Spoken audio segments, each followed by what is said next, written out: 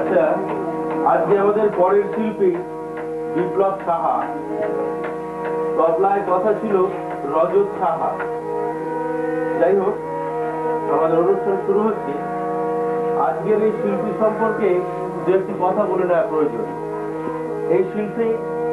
এই শিল্পী উজ্জ্বল ভবিষ্যৎ নিয়ে আজকে আমাদের সামনে এসেছেন এবং উনি খুব অল্প সময়ের মধ্যেই এলাহাবাদ থেকে শ্রেষ্ঠ পুরস্কারটি নিতে চলেছেন।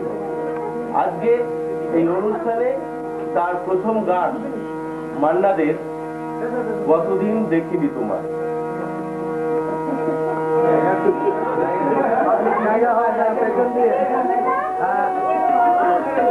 পেছনে